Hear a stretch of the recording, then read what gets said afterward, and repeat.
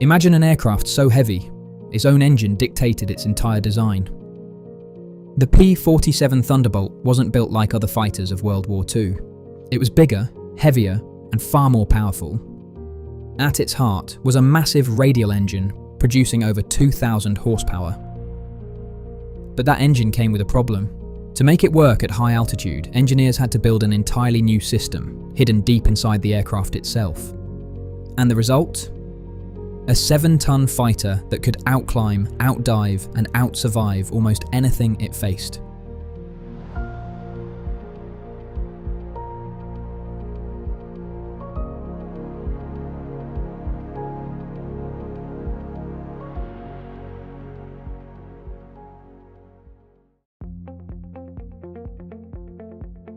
Most fighters in World War II followed the same basic philosophy: keep it light, keep it agile, and win with maneuverability. Aircraft like the Supermarine Spitfire and Messerschmitt 109 were designed around speed and tight turning performance. The Thunderbolt did the opposite. It was huge. Fully loaded, it could weigh over 7 tons. Even empty, it was heavier than many of its contemporaries.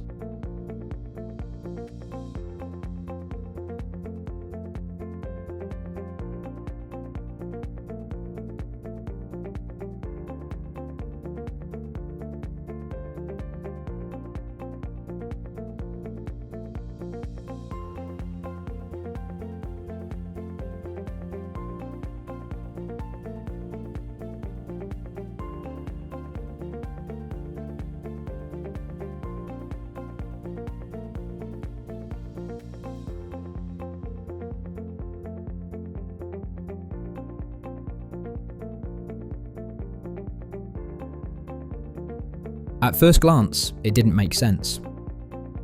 Why build a fighter this big? The answer starts with the engine.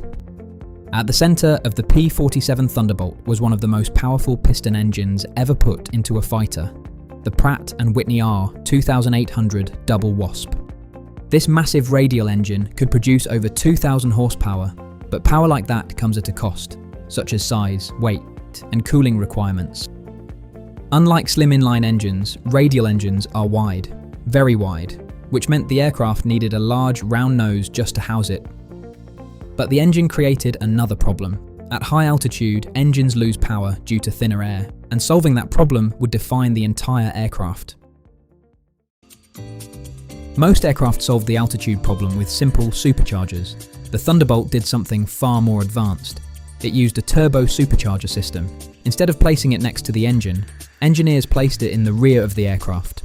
Air would travel through long ducts inside the fuselage, get compressed, and then sent back to the engine. This design was complicated, heavy, and took up a huge amount of internal space, but it worked. At high altitude, the P-47 Thunderbolt could outperform many of its rivals. It wasn't just keeping up, it was dominating. All that engineering created something unique. The Thunderbolt wasn't just a fighter, it was a flying tank. It could absorb incredible amounts of damage. Pilots often returned to base with holes in the wings, shredded control surfaces, entire cylinders missing from the engine, and the aircraft still flew. Its weight, once seen as a disadvantage, became a strength. It could dive faster than most aircraft could safely follow. It carried 8 .50 caliber machine guns, and it could haul bombs and rockets. This made it one of the most effective close air support aircraft of the war.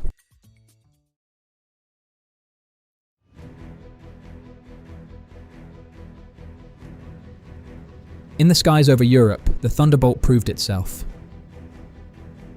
At high altitude, it escorted bombers deep into enemy territory.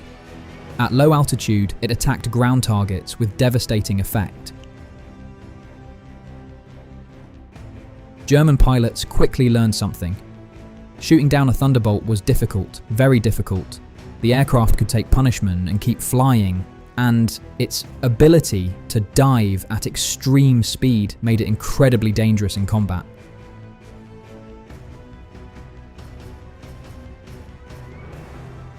It wasn't the most elegant fighter, but it didn't need to be. It was built to survive. At high altitude, it flew escort missions, long, exhausting flights alongside bomber formations deep into enemy territory. The air was thin, cold enough to freeze exposed skin in minutes, and every second there was the threat of interception. German fighters would climb to meet them. Aircraft like the Focke-Wulf 190 and Messerschmitt 109. Fast, agile, built for killing. On paper, the Thunderbolt shouldn't have had the advantage. It was heavier, less nimble, slower to turn. But combat isn't fought on paper. Enter to outpost. White flight drop tanks and attack. Red flight stay up for cover. Yellow flight continue to escort. Red flight gets rid of its long-range wing tanks before the flight. Then down they go. The sneak attackers try to run for it now, but the Thunderbolts are on them.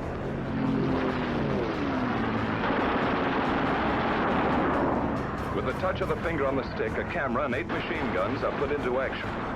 Small cameras set in the wings make the range. Poor pictures due to gun vibration. But you see it when it happened, as the pilot saw it.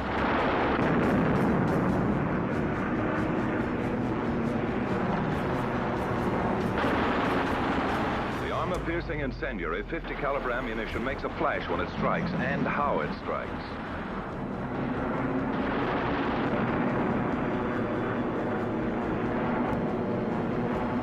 The bombers, ready with their own guns for anything that slips through, didn't need them this time. All over now, just a skirmish, part of the escort routine. The flight reformed. Pilots quickly learned how to use the aircraft's strengths. Instead of turning with the enemy, they climbed, they dived, they used speed as a weapon. The Thunderbolt could dive faster than almost anything else in the sky, and once it started diving, very few aircraft could follow without tearing themselves apart. The Thunderbolts break escort. They head for home, watching for every possible strafing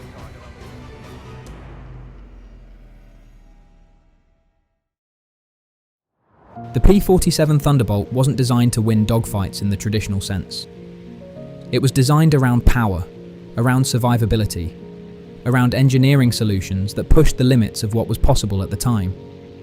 And in doing so, it redefined what a fighter aircraft could be.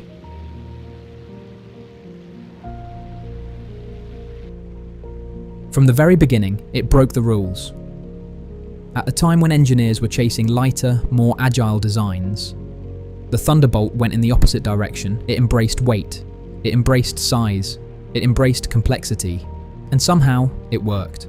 And it became one of the most deadly fighters of the Second World War. If you enjoyed this deep dive into the P-47 Thunderbolt, you might want to see what happens when engineering pushes even further. From aircraft designed to survive anything, to weapons designed to end everything. You can watch my breakdown of the hydrogen bomb next. Or, if you want to stay in the skies, take a look at the F-15 Eagle. A machine built decades later, but driven by the same pursuit of dominance in the air. Thank you for watching.